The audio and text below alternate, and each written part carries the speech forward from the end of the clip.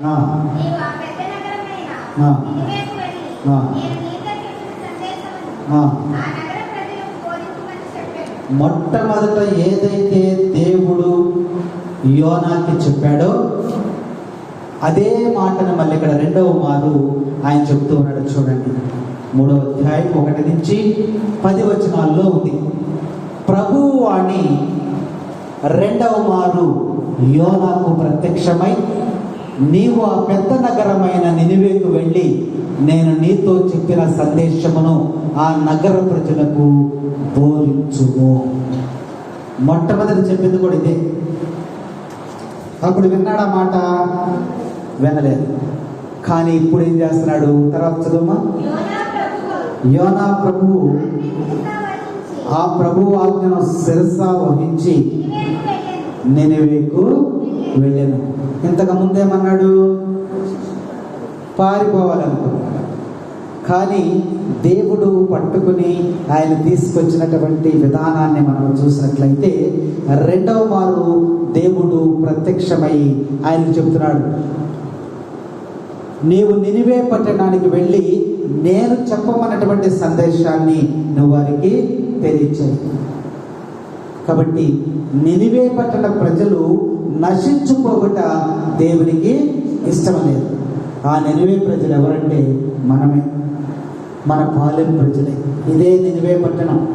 ఈ నినివే పట్టణంలో ప్రజలు మన ఇష్టానుసారముగా మనం జీవిస్తూ ఉన్నప్పుడు దేవుని యొక్క ఉగ్రత, దేవుని యొక్క కోపము మన మీదకి వస్తూ ఉంటుంది. అప్పుడు కొంతమంది వ్యక్తులను, గురువులను, సేవకులను, ఉపదేశకులను సువార్త పరిచర్యలో భాగస్థులుగా చేసి వారి ద్వారా దేవుడు మనల్ని హెచ్చరిక చేస్తూ ఉంటాడు. అదే దేవుని యొక్క ప్రేమ. ఒకసారి మనం వినకపోయినా రెండవసారైనా సరే మనము దేవుని యొక్క మాటను ఆలకించాలని యోనా జీవితం ద్వారా మనం నేర్చుకోవాలి. అందుకనే దేవుడు యోనాను ఎంతగా ప్రేమిస్తున్నాడు అనేది మనం ఇక్కడ చూసుకోవాలి. ఎందుకంటే యోనాని ఆ సముద్రంలో పడేసినప్పుడు వదిలేస్తే అంతటితో కథ ముగిసిపోయేది. ఇంకొక వ్యక్తిని ఎన్నుకుంటే దేవుడు చనిపోయేది.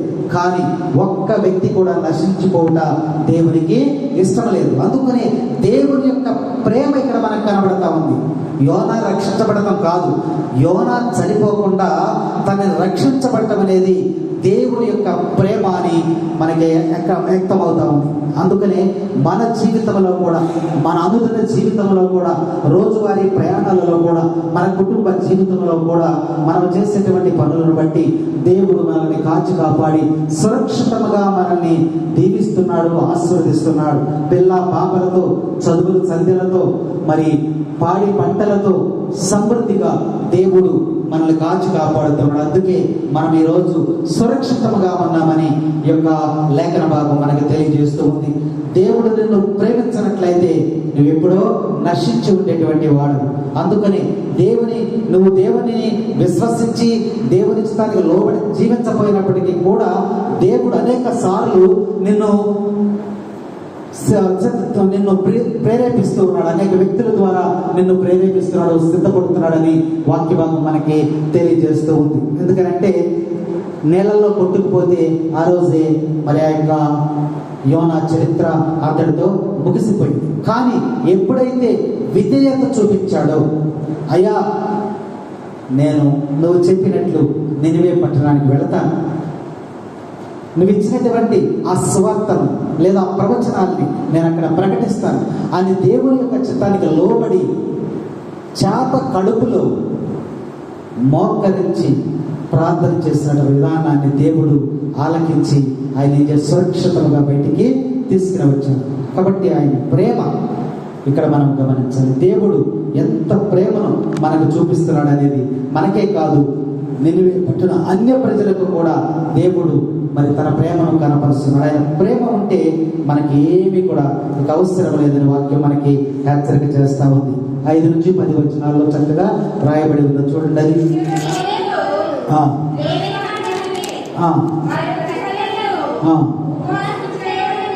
ప్రకటించండి.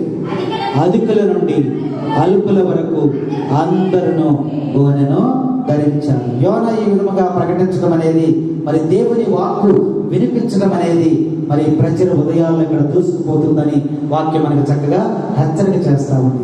కాబట్టి దేవుడు నిన్ను ప్రేమిస్తూ ఉన్నాడు, నిన్ను విడిచిపెట్టడు, నిన్ను అనాథగా ఉంచడు అని ప్రభు మనల్ని మరి పదే పదే ఈ యొక్క యోనా ద్వారా హెచ్చరిక చేస్తూ ఉన్నాడు. అన్య ప్రజలనే ప్రేమించినటువంటి దేవుడు నిన్ను నన్ను కూడా క్రైస్తవులముగా, విశ్వాసిగా, భక్తుడిగా ఉన్నటువంటి మనలను దేవుడు మరి ఎంతగానో ప్రేమిస్తున్నాడు. ఆయన ప్రేమ మనకుంటే చాలు, ఇంకా మనకేమీ కూడా అవసరం లేదు. నీ ప్రేమ చాలయ్యా, నీ కృపయే చాలయ్యా, నీ ప్రేమ చాలయ్యా, నీ కృపయే చాలయ్యా. ఓ యేసయ్యా, ఓ యేసయ్యా, కృపయే చాలయ్యా, నీ కృపయే చాలయ్యా, కృపయే చాలయ్యా, నీ కృపయే చాలయ్యా,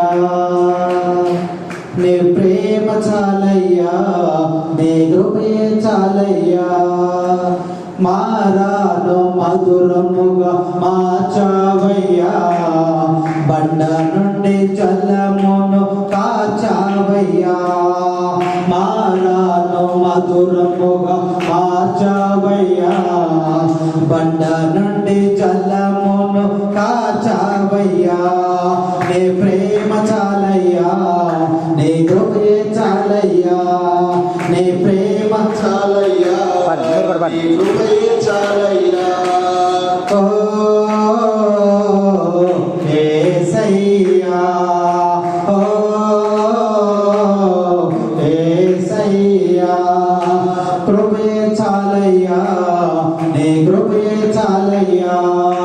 రోగులందరినీ స్వస్థతనిచ్చావు, పాపములన్నీ క్షమించేశావు.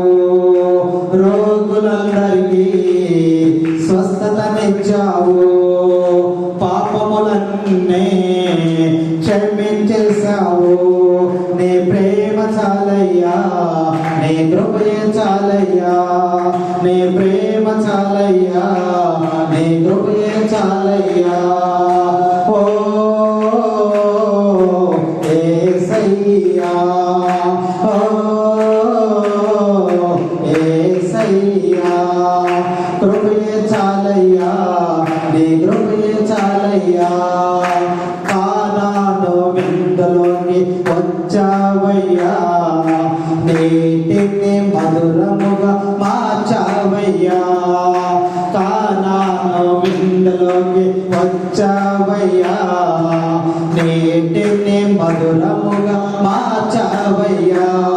నీ ప్రేమ చాలయ్యా, నీ కృపయే చాలయ్యా, నీ ప్రేమ చాలయ్యా, నీ కృపయే చాలయ్యా.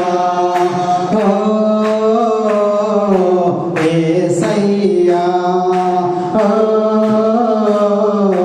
యేసయ్యా, కృపయే చాలయ్యా, నీ కృపయే చాలయ్యా, కృపయే చాలయ్యా, నీ కృపయే చాలయ్యా. యాకోబు బావికి చేరుకున్నావు, సమరయ స్త్రీని మార్చివేశావు. యాకోబు బావికి చేరుకున్నావు, సమరయ స్త్రీని మార్చివేశావు. నీ ప్రేమ చాలయ్యా, నీ కృపయే చాలయ్యా, నీ ప్రేమ చాలయ్యా, నీ కృపయే చాలయ్యా. ఓ యేసయ్యా, ఓ యేసయ్యా, నీ కృపయే చాలయ్యా, నీ కృపయే చాలయ్యా.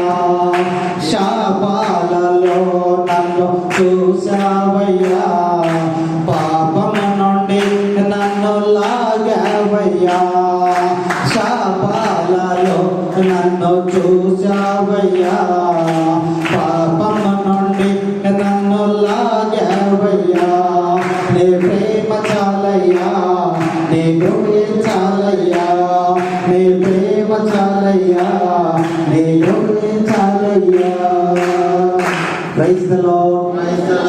దేవుని యొక్క ప్రేమ ఈరోజు యోనా మీద కురిపిస్తూ ఉన్నాడు. రెండవసారి మాట వినకపోయినా ఆయన మీద కోపగించుకోకుండా, తిరస్కరించకుండా మరలా దేవుడు తన ప్రేమను కనబరిచి యోనాను చక్కబరుస్తూ ఉన్నాడు. అవిధేయుడిగా అనేటువంటి యోనాను విధేయుడిగా చేస్తూ ఉన్నాడు. కాబట్టి ఈ వాక్య భాగాన్ని బట్టి మనము మన జీవితంలో, మన వ్యక్తిగత జీవితంలో దేవునికి విధేయతగా మనము జీవిస్తున్నామా, అవిధేయతగా జీవిస్తున్నామా? అవిధేయతగా జీవించినట్లయితే దేవుని యొక్క వాక్యం మనకి ఈరోజు బోధిస్తూ ఉంది. నిన్ను ఏదో రకముగా దేవుడు నిన్ను పట్టుకుంటాడు. పడిపోయినటువంటి నిన్ను పట్టుకుంటాడు, త్రోయబడినటువంటి నిన్ను పట్టుకుంటాడు, అగాధంలో ఉన్నటువంటి నిన్ను పట్టుకొని ఇదిగో ఒడ్డులకు చేర్చి నిన్ను సువార్త పరిచర్యలో భాగస్థులుగా చేస్తాడని లేఖన భాగాలు మనకు చక్కగా తెలియజేస్తూ ఉన్నాయి. అందుకనే 5వ వచనం నుంచి మనం ధ్యానించినట్లయితే యోనా ప్రభు చెప్పినటువంటి మాటలను ప్రకటిస్తూ ఉన్నాడు. చదువు.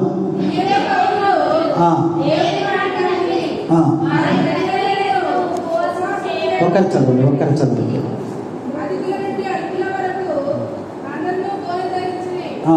5వ వచనం చదువు. నినివే పౌరులు దేవుని మాట నమ్మిరి, వారు ప్రజలెల్లరూ ఉపవాసము చేయవలనని ప్రకటించింది. అధికుల నుండి అల్పుల వరకు అందరూ గోనెను ధరించిరి. Praise the lord. నినివే ప్రజలు దేవుని యొక్క మాటను ఆలకిస్తూ ఉన్నారు. కానీ ఇంతకుముందు ఎలా ఉన్నారు? దేవునికి వ్యతిరేకంగా ఉన్నారు.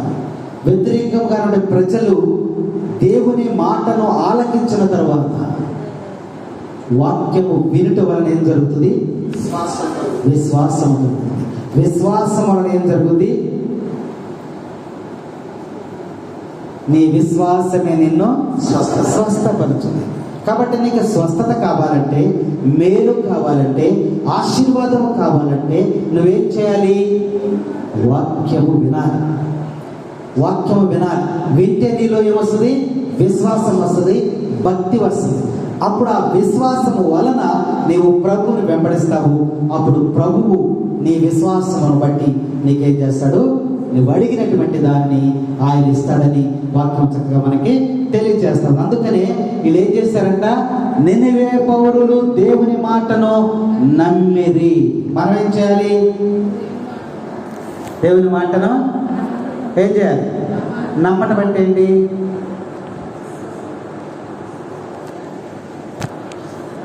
నమ్మటం అంటే ఏం చేయాలి? నమ్ముదాం అంటే ఏంటి? నమ్మటం అంటే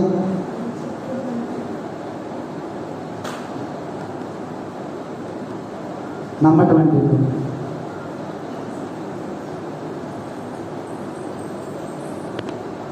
అంటే నమ్మటమేనా? నీకు రోగం వచ్చిందనుకోండి, బాధపడుతూ ఉన్నావు. అప్పుడు ఒక వ్యక్తి చెప్తాడు, ఫలానా ఊరిలో ఒక వైద్యుడు ఉన్నాడు, అతని హస్తవాచి మంచిది, అతని దగ్గరికి వెళ్తే నీ రోగము తగ్గుతుంది అన్నాడు అనుకోండి. అప్పుడు నువ్వేం చేస్తావు? నమ్ముతావు. అవునా? నమ్మిన తర్వాత నమ్మావు, తగ్గిపోయిందా నీ రోగం? నమ్మావు కదా. ఇప్పుడు ఈయన చెప్పిన మాటలు నువ్వు నమ్మావు. పలానా ఊరు వెళితే ఆయన హస్తవాచి మంచిది కాబట్టి ఆయన దగ్గరికి వెళితే నీ రోగము తగ్గిపోతుంది. నువ్వు నమ్మావు. అంతటితో నీ రోగం తగ్గిందా? తగ్గల. నువ్వేం చేయాలి? ఈ నమ్మికను బట్టి నువ్వేం చేయాలి? ప్రయాణం అయ్యి ఎక్కడికి వెళ్ళాలి? ఆ యొక్క వైద్యుడి దగ్గరికి నువ్వు వెళ్ళాలి. వైద్యుడి దగ్గరికి వెళ్ళిన తర్వాత ఆ వైద్యుడు నీకు మందు ఇస్తాడు. ఆ మందుని నువ్వు వాడిన తర్వాత నీకు తగ్గిపోతుంది. తగ్గిపోయిన తర్వాత నీలో ఏమొస్తుంది? విశ్వాసం వస్తుంది. అప్పుడు ఆ విశ్వాసాన్ని నువ్వేం చేస్తావు?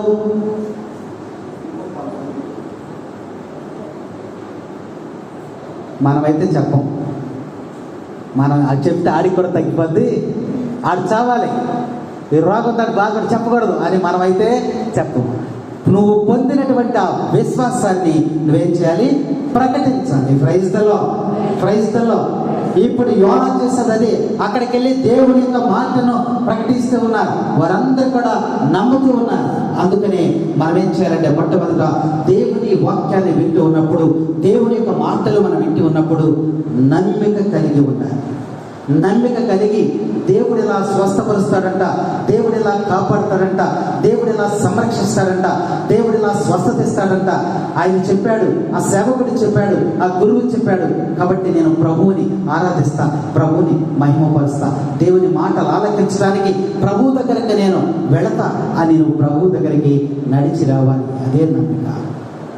నమ్మండి, నమ్మండి యేసుక్రీస్తును నమ్మండి, నమ్మండి, నమ్మండి యేసుక్రీస్తును నమ్మండి. నీ పాపం పోవాలంటే యేసుని నమ్మండి, నీ మనసుకు శాంతి కావాలంటే యేసుని నమ్మండి, నీ పాపం పోవాలంటే యేసుని నమ్మండి, నీ మనసుకు శాంతి కావాలంటే యేసుని నమ్మండి. నమ్మండి, నమ్మండి యేసుక్రీస్తును నమ్మండి, నమ్మండి, నమ్మండి యేసుక్రీస్తును నమ్మండి. నీ పాపం పోవాలంటే యేసుని నమ్మండి, నీ మనసుకు శాంతి కావాలంటే యేసుని నమ్మండి. నీ మనసులో నెమ్మదిని, శాంతిని కలుగచేయాలి. నీకు ఎంత ధనం ఉన్నప్పటికీ కూడా, నీకు మంచి పరుపు ఉందనుకోండి, ఆ పరుపు మీద నువ్వు పడుకున్నావండి, ఆ పరుపు నీకు సుఖమైన నిద్రనిస్తుందా? ఇవ్వదు. నీకెప్పుడు నిద్ర సుఖంగా పడుతుంది? నీ హృదయంలో ఏ విధమైన కలవరం లేనప్పుడు, అది పరుపైనా, నేలైనా, చాపైనా, దుప్పటైనా ఏదైనా సరే హాయిగా నిద్రపోతాం. అవునా? నీ మనసులో కలవరము, ఆందోళన, పాపము, చీకటి, శోధన ఇవన్నీ నీ హృదయంలో చోటు చేసుకున్నప్పుడు నువ్వు మెత్తని పరుపు మీద పడుకున్నా నీకు అది నిద్ర రాదు. అందుకనే దేవుడు చెప్తున్నాడు, నీకు మనశ్శాంతి, శాంతి, సమాధానం కావాలంటే ప్రభువుని నమ్మండి అని యొక్క యోనా ద్వారా దేవుడు మనకి హెచ్చరిక చేస్తున్నా. నినివే పౌరులందరూ కూడా నమ్మారంట. నమ్మేం చేస్తున్నారు?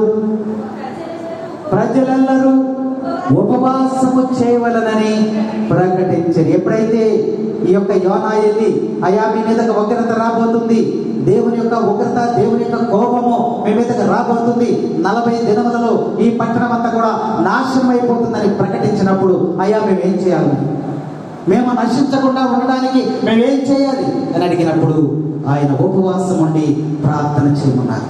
కాబట్టి ఇక్కడ వాక్య భాగంలో మనం చూస్తే వారందరూ కూడా, రాజులేమి, అధికారులేమి, అందరూ కూడా తన అధికారాలు దిగివచ్చి ఏం చేశారంట? అధికుల నుండి అల్పుల వరకు, ధనికుడి నుంచి పేదవాడి వరకు, రాజు నుండి సేవకుడి వరకు అందరూ కూడా, అధికుల నుండి అల్పులు అందరూ కూడా తన సింహాసనం దిగివచ్చి గోనె పట్టును ధరించారు. 6వ వచనం. ఆ వార్త విని నినివే రాజు సింహాసనము దిగి తన ఉడుపులను తొలగించి గోనె తాల్చి బూడిదపై కూర్చుంటారు. అతడు నినివే నగరమంతటను ఇట్లు చాటించను ఆజ్ఞ. నరులు, గొర్రెల మందలు ఏమీ తినరాదు, ఎవరును ఏమీ తినరాదు, త్రాగరాదు. నరులు, పశువులు కూడా గోనె తాల్పవలేదు. ఎల్లరూ నిండు మనసుతో మొరపెట్టవలేదు. అందరూ తమ దుష్ట ప్రవర్తన మార్చుకొని తమ దుష్కార్యముల నుండి విరమించుకునవలేదు. ఒకవేళ దేవుడు మనసు మార్చుకొని జాలి చెంది తమ కోపోగ్రతను ఉపసంహరించుకోవచ్చును, మనము చావును తప్పించుకుందుము. ప్రజలలో వచ్చినటువంటి మార్పు, వాళ్ళు ఏ విధముగా జీవించారో మొదటి అధ్యాయంలో మనం చదివాం. ఇప్పుడు దేవుని యొక్క మాటలు ఆలకించిన తరువాత, యోనా ఆ మాటలను ప్రకటించిన తరువాత, దేవుని మాటను ఆలకించి విశ్వసించి వాళ్ళందరూ కూడా ఏమైపోయారమ్మా? మారు మనసు పొందుతూ ఉన్నారు, పశ్చాత్తాపడుతూ ఉన్నారు. ఈ తపస్సు కాలంలో ఉన్నటువంటి మనకు పశ్చాత్తాపం అవసరం.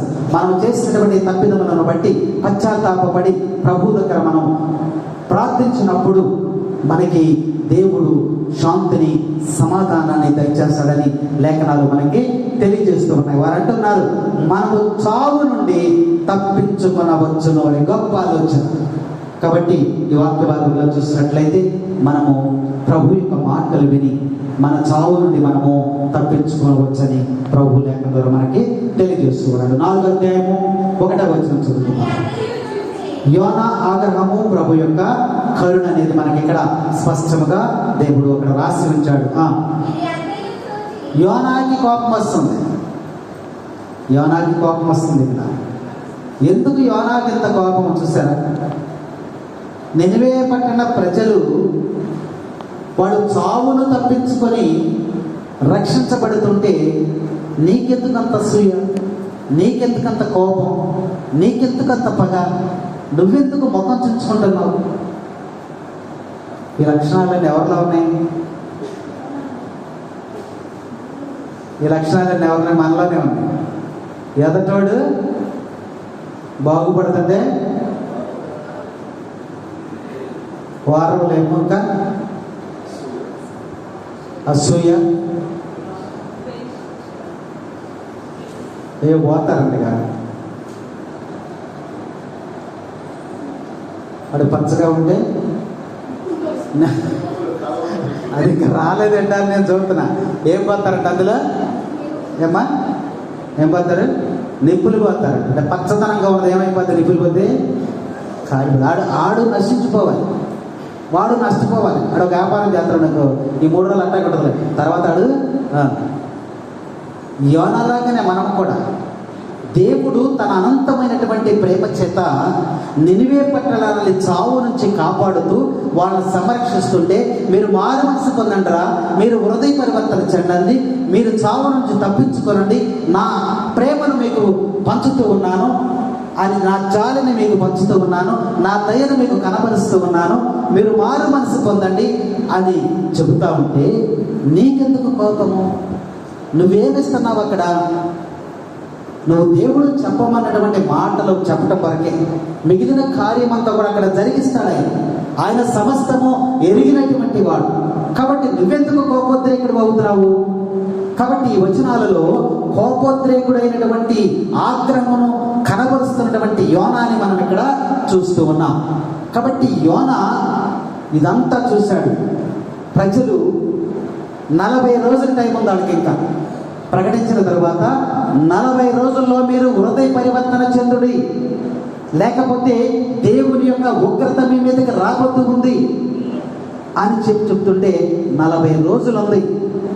వీళ్ళు ఏం చేస్తారో, వీళ్ళు మారతారా మారరా, దేవునికి లోపడతారా లేదా అని చిర్రుబుర్రు మొక్కముతో కోపముతో ఆ పక్కనే ఉన్నాడంట. ఆ పక్కనే ఏమేసుకున్నాడు? తర్వాత వచ్చి చదువు.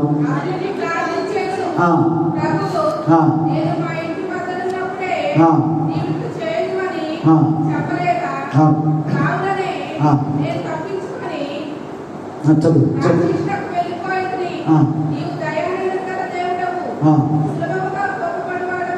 4వ వచనం చదువుమా. 4:4. అందుకు ప్రభు అతనితో అని ప్రభు చూశాడు. యోనా అంటున్నాడు, నువ్వెందుకయ్యా ఇలా కోపడుతున్నావు, నువ్వెందుకయ్యా ముఖం ఇలా చించుకుంటున్నావు అని యోనాని దేవుడు అడిగాడు. అడిగితే ఏం సమాధానం చెప్పాడు? 5వ వచనం చదువు.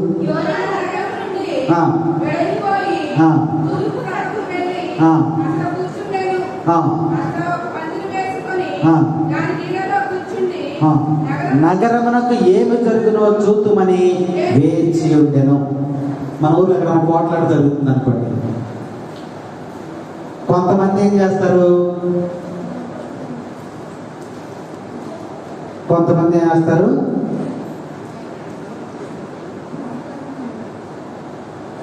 ఏమేస్తారు? ఆజ్యం పోస్తారు. ఆడికో మాట ఈడికో మాట చెప్తే అదేమవుతుంది? రగులుతూ ఉంటుంది. కొంతమంది ఏం చేస్తారు? దాన్ని ఎలా చక్కపరచాలో చేస్తారు. కొంతమంది ఏం చేస్తారు, అసలు ఏం జరుగుతుందో చూద్దాం, అలా అటు చెప్పరు ఇటు చెప్పరు, అసలు ఏం జరుగుతుందో చూద్దామని అక్కడ ఉండి చూస్తూ ఉంటారు.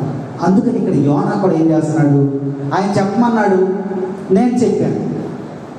టైం ఎంత పెట్టాడు, 40 రోజులు పెట్టాడు. ఏం జరుగుతుందో చూద్దాం, ఈ 40 రోజుల్లో వీళ్ళు మారతారా, మారలేదనుకో దేవుడు వీళ్ళని శిక్షిస్తాడా, ఏదో చేస్తానని చెప్పాడు కదా అది చేస్తాడా అని ఆ ఊరికి వెలుపల వైపున, ఎక్కడది తూర్పు వైపున అక్కడ కూర్చుండెను. ఒక పందిరి వేసుకొని దాని నీడలో కూర్చుండెను. నగరమునకు ఏమి జరుగునా అని వేచి చూస్తున్నాడని ఇక్కడ వాక్య భాగము రాసి ఉంది. తర్వాత ఆ, నేడనిచ్చి అతనికి ఉపశాంతి దయచేయుటకు ఆ, దేవుడైన ప్రభువు ఆ, అతని చెంత ఆ. ఒక సరపాలు చేసినట్లు చేసెను. దేవుడు ఏం చేశాడు, ఈయన మామూలుడు కాదు, ఈయన ఉన్న చోట ఉండడం. ఈయన ఏం చేశాడు, యోన ఒక పందిరేసుకుని ఆ ఎండలో ఆ పక్కనే ఉన్నాడని చెప్పి చూసి యోనాకి నీడవటానికి ఆయన అసలు మాట్లాడలా, చెప్పింది చేయట్లా, దేవుడి మీదే కోపంగా ఉన్నాడు. ఇంకా దేవుని ప్రేమ ఎంతగా ఉందో చూడండి. నా భక్తుడు నా ప్రవక్త ఎలా ఉన్నాడంటే ఎండలో ఉన్నాడు, కోపంగా ఉన్నాడు అని చెప్పి దేవుని యొక్క ప్రేమ ఎలా ఉందో చూడండి. ఒక సొర చెట్టుకి ఆ సొరపాదిని సెలవిచ్చాడు, సొర చెట్టు నువ్వు త్వరగా పెరిగిపోయి ఒక పెద్ద పాదులాగా తయారు, నా సేవకుడికి నీడనివ్వని చెప్పాడు. ఎంత ప్రేమ చూడండి. వెంటనే ఆ చెట్టు ఆ మాట విని అది పెరిగిపోయి పెద్ద పాదులాగా అయిపోయింది. దాన్ని నీడన కూర్చున్నాడు. ఇప్పుడు ఏమంటాడు చదువుమా, యోనా దానిని చూసి మిగుల సంతోషించెను. ఆ, మరి నాకు ఏమని ఆ, దేవుడు ఒక పురుగుని ఏర్పరపగా ఆ. అది ఆ పాలుకు తొలచగా ఆ. అది చచ్చెను. మరుసటి రోజు ఏం చేశాడంటే దేవుడు ఒక పురుగుకి సెలవిచ్చాడు. పురుగు కూడా దేవుని యొక్క మాట వింటుంది. ఒక పురుగుకి సెలవిచ్చి ఆ పురుగుని ఏమన్నాడంటే, నిన్న మొలిచినటువంటి పాదుని, యోనాకి నీడనిచ్చినటువంటి పాదుని నువ్వు కొరికి అని ఆజ్ఞించినప్పుడు దేవుని మాట చొప్పున ఆ పురుగెళ్ళి ఆ యొక్క సొరపాదుని దేగని కొరికేస్తే ఆ పాదు ఏమైపోయిందమ్మా, ఎండిపోయింది, చచ్చిపోయింది. ఇప్పుడు యోనా పరిస్థితి ఎలా ఉండొచ్చు తరుచు. సూర్యుడు దించిన పిదప తూర్పు నుండి వేడి గాలి తోలించను. ఆ, ఆ, యోనా సొమ్మసిల్లి పడిపోవునట్లుండెను. అతడు ప్రాణములు అప్పుడు ఆ ఎండకి తట్టుకోలేక అప్పుడు ఆయన బాధపడుతున్నాడు. నేను బతుకుడు కంటే చచ్చిపోవటమే మేలు అనుకున్నాను. అప్పుడు మాట్లాడాడు దేవుడు. అంటే దేవుడు యోనాని పరీక్షిస్తూ ఉన్నాడు. అప్పుడు దేవుడు యోనాతో మాట్లాడుతున్నాడు. ఏమన్నాడు చూడు, నీవు ఆ సొర పాలు పోయినందుకు ఎంతగా కోపపడుతున్నావేంటి అని. నేను కోపించుట న్యాయమే అని బదులు నేను కోపడతా.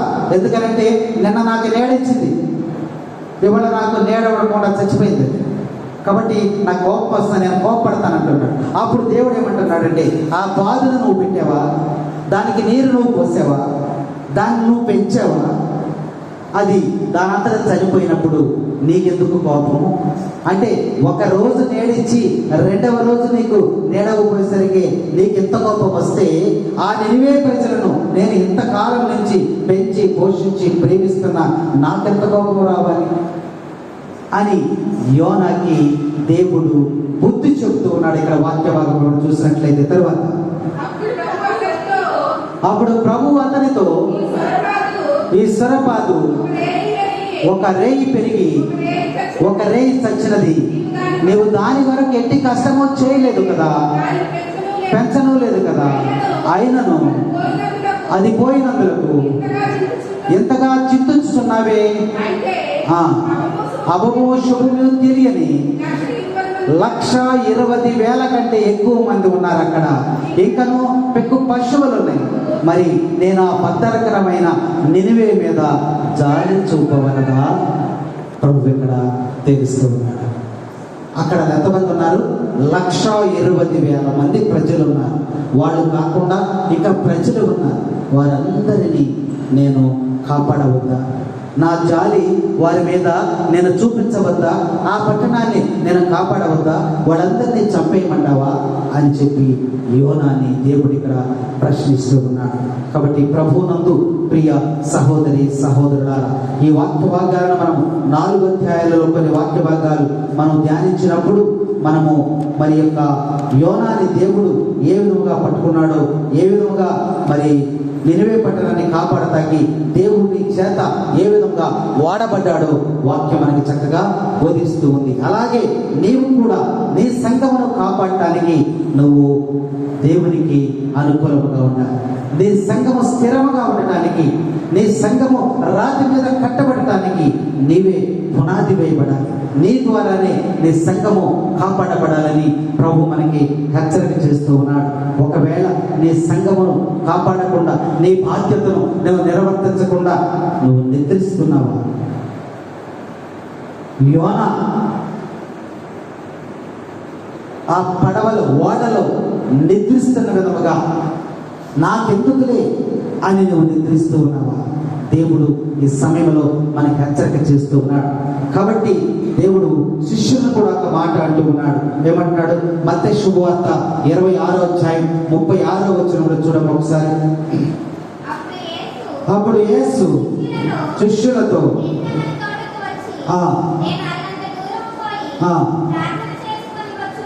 ప్రార్థన చేసుకుని వచ్చే వరకు మీరు ఇక్కడ కూర్చుండు.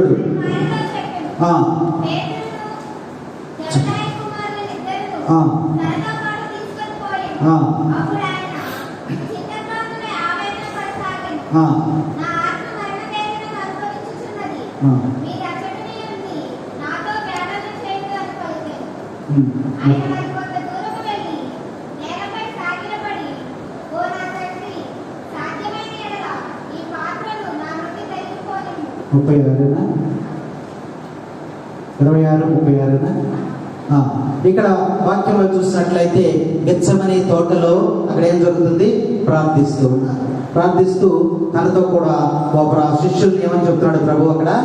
మీరు ఎలా నిద్రించున్నారు, మీరు మెలకువగా ఉండండి. ఇక్కడ యోనాను చూస్తే పడవలో నిద్రపోయాడు. తనకిచ్చినటువంటి బాధ్యతను సక్రమంగా నిర్వర్తించకుండా ఒకవేళ నీవు కూడా నిద్రలో ఉన్నావేమో, నిద్రిస్తున్నావేమో, వాక్యం మనకి హెచ్చరిక చేస్తాము.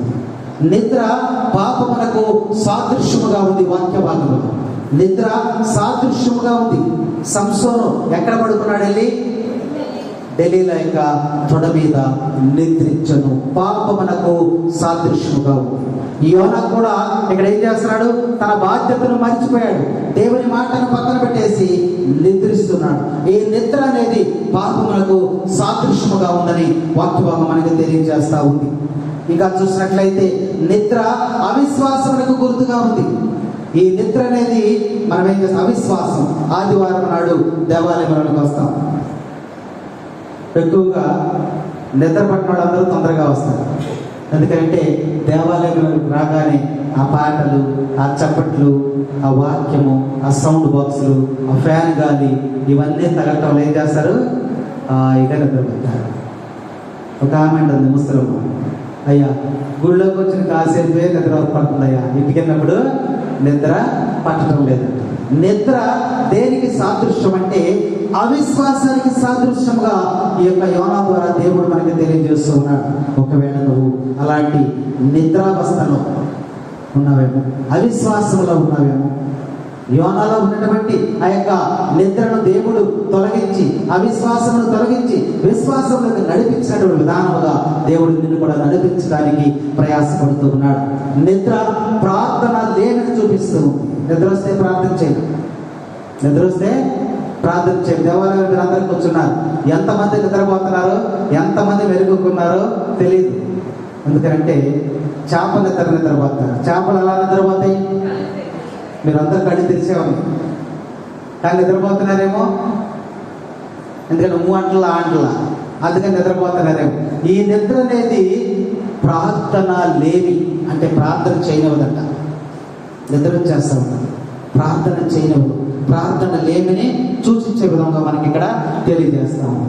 తర్వాత నిద్ర అనేది యోనా ఇక్కడ నిద్ర ఏం చూపిస్తుందంటే మనకి మిళితమైనటువంటి జీవితాన్ని తెలియజేస్తూ ఉంటుంది. మిళితమైనటువంటి జీవితం అంటే ఇటు వాక్యము వినలేము, అటు పూర్తిగా నిద్రపోను. ఒక ఆమె వాక్యం చెప్తా ఉండగా నిద్రపోతుంది, తెలుస్తుంది, నిద్రపోతుంది, తెలుస్తుంది. తెలిసినప్పుడు ఏంటంటే మళ్ళీ ఇట్లా నిద్రపోతాడు. చెప్పాయని చెప్పుకుంటూ వెళ్ళిపోతాడు. అందులో ఏమొచ్చింది చివరి భాగం అంటే అట్లు చేయవలెను. ముందు చెప్పిన వాక్యం అంతా నిద్రపోయిందాం. ఎప్పుడు లేచింది? అట్లు చేయవలను, అప్పుడు దేవుడు నేను ఆశీర్వదిస్తాడు. ఆ మాట అట్లు చేయాలా? అట్లు చేస్తే ముందు తెల్ల, అట్లు చేస్తే దేవుడు ఆశీర్వదిస్తాడు. అది గుర్తుపెట్టుకుంది. అప్పుడే వెలికి వచ్చిందిగా, ఇంటికి వెళ్ళిపోయి పెనం ఒకటి పెట్టుకుంది, పొయ్యి ఒకటి పెట్టుకుంది. అట్లేసేస్తుంది. ఏంటమ్మా అంటే అట్లయితే దేవుడు ఆశీర్వదిస్తాడు. అదేనా? నిద్ర మిళితమైనటువంటి జీవితం అని యొక్క వాక్య భాగం మనకి తెలియజేస్తావు. నిద్ర దేవుని యొక్క ఆజ్ఞను ఉల్లంఘించేదిగా ఉంటుంది. నువ్వు దేవాలయానికి వచ్చి కాసేపు నిద్రపోతున్నావు అనుకో, దేవుని యొక్క ఆజ్ఞను ఉల్లంఘించినట్లు యోనా చేస్తున్నది. దేవుని యొక్క ఆజ్ఞను ఉల్లంఘించినట్లుగా మనకి తెలియజేస్తా ఉంది. తర్వాత నిద్ర అనేది సిద్ధపాటు లేనటువంటి స్థితిని తెలియజేస్తా ఉంది. ఎవరు సిద్ధపాటు లేనివారు? అమ్మా తోసేయండి వాళ్ళ మీద, ఏమో అనుకోద్దు, వాళ్ళ మీద తోసేయండి. ఉన్నారు కాదు, వాళ్ళ మీద తోసేయండి. మన దగ్గర ఉందా సిద్ధపాటు? ఎవరంటే ఆ 10 మంది కన్యకులంట. ఆ కన్యకులంటే మనమే. మన దగ్గర ఉందా సిద్ధపాటు? 5 గంటలకే దివ్య బలి పూజ అంటే మనం ఎన్ని గంటలకు వస్తాం? 6ంటికి వస్తాం. ఎందుకు వస్తున్నాం? సిద్ధపాటు లేకపోతే. ఆదివారం ఆరాధన అంటే సిద్ధపాటు ఎప్పుడు ఉండాలి? శనివారం సాయంత్రమే సిద్ధపాటు ఉండాలి. గంట కొట్టిన తర్వాత ఏ చీర కట్టాలని అప్పుడు బీరువా తీస్తారు. ఆ బీరువా తీసి ఇది పోయిన వారం కట్టానుగా, ఇది పోయిన వారం కట్టానుగా ఎతికే లోపు ఇక్కడ మొదటి పట్టణం అయిపోతుంది. అప్పుడు ఏదో ఒకటి కట్టుకుని కాబట్టి పరిగెత్తుకు వస్తాం. ఉందా మన దగ్గర సిద్ధపాటు? ఉందా? కాబట్టి సిద్ధపాటు అనేది మరి నిద్ర మరణాన్ని చూపిస్తూ ఉంది. నిద్ర ఏం చేస్తుంది? యోనా నిద్ర మరణాన్ని చూపిస్తూ ఉంది. అందుకనే యేసు ప్రభు కూడా అంటున్నాడు కదా, లాజరు దగ్గరికి వెళ్ళినప్పుడు లాజరు మరణించలేదు, అతడు నిద్రిస్తున్నాడు. కాబట్టి ప్రభునందు ప్రియ సహోదరి సహోదరులారా, ఈరోజు వాక్య భాగంలో వినటువంటి మనము ఈ యొక్క యోనా జీవితాన్ని బట్టి మనం కూడా మరి దేవుని యొక్క మాటను పెడచెవిని పట్టకుండా, దేవుని నుండి మనం విడిపోకుండా దేవునికి దగ్గరగా ఉండటానికి మనం ప్రయత్నం చేయాలని ఈ వాక్య భాగం మనకి ఈ రోజంతా కూడా మరి యోనా ద్వారా దేవుడు మనని అనేక విధాలుగా హెచ్చరిక చేస్తూ ఉన్నాడు. అయ్యా, నేను దూరమైనప్పటికీ కూడా యోనాకి నువ్వు ఎలా దగ్గరగా ఉన్నావో అలాగే నాకు కూడా నీవు దగ్గరగా ఉండయ్యా. ప్రభువుని ప్రార్థన చేసుకున్నాం. ఎందుకంటే యోనా దేవుడికి దూరం అయిపోయాడు. అయినప్పటికీ కూడా చివరికి వచ్చేసరికి దేవుడు యోనాకి దగ్గరైపోయాడు. యోనా దేవునికి దగ్గరైపోయాడు. అలాగే నువ్వు కూడా నాకు దగ్గరగా ఉంటాయా. నేను పాపినే, నేను అపవిత్రమైనటువంటి వాడినే, నీ మాట విననటువంటి వాడినే, నేను పడద్రోయబడినటువంటి వాడినే, నేను కోపగించుకునేటువంటి వాడినే, నేను అవిధేయత చూపించినటువంటి వాడినే, నీ మాటను లెక్క చేయనటువంటి వాడిని. కానీ ప్రభువా, నన్ను క్షమించి, నన్ను మన్నించి, నా చీకటి జీవితం నుండి, శోధన నుండి, బలహీనత నుండి, వ్యాధుల నుండి, ఆర్థిక ఇబ్బందుల నుండి, సమస్తము నుండి కూడా ప్రభువా నన్ను విడిపించి నా దగ్గరే ఉండయ్యా, నాకు దగ్గరగా ఉండయ్యా, నన్ను విడిచిపెట్టి ఉండొద్దయ్యా అని ప్రభువుని మరి ఒక పాట ద్వారా మనం పాడుకుని మరి నాకు ఇచ్చినటువంటి సమయాన్ని ముగిస్తూ ఉన్నాను. నా దగ్గర ఉండు ఓ యేసయ్యా, నిన్ను విడిచి జీవించాలేను. నా దగ్గర ఉండు ఓ యేసయ్యా, నిన్ను విడిచి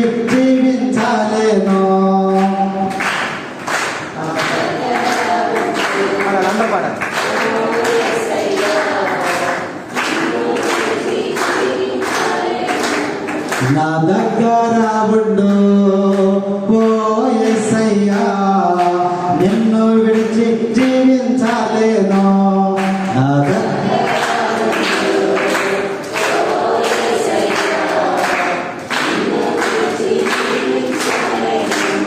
నా దగ్గర ఉండు ఓ యేసయ్యా నిన్ను విడిచి జీవించలేను నా దగ్గర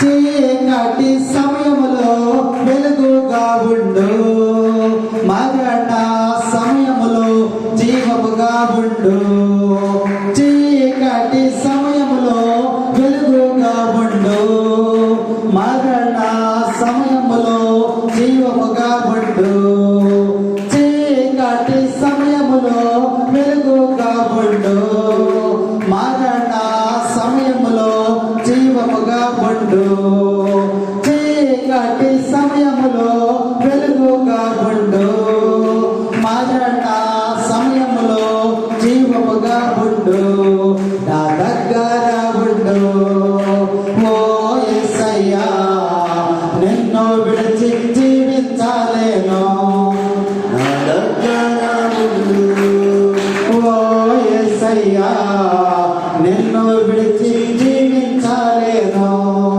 వ్యాధి సమయములో వైద్యుడుగా ఉండు బాధ సమయములో ఓర్పుగా ఉండు వ్యాధి సమయములో వైద్యుడుగా ఉండు బాధ సమయములో ఓర్పుగా ఉండు వ్యాధి సమయములో వైద్యుడుగా ఉండు బాధ సమయములో ఓర్పుగా ఉండు నా దగ్గర ఉండు ఓ యేసయ్యా నిన్ను విడిచి జీవించలేను నా దగ్గర ఉండు ఓ యేసయ్యా నిన్ను విడిచి జీవించలేను కష్ట సమయములో తండ్రిగా ఉండు లోక సమయములో తల్లిగా ఉండు కష్ట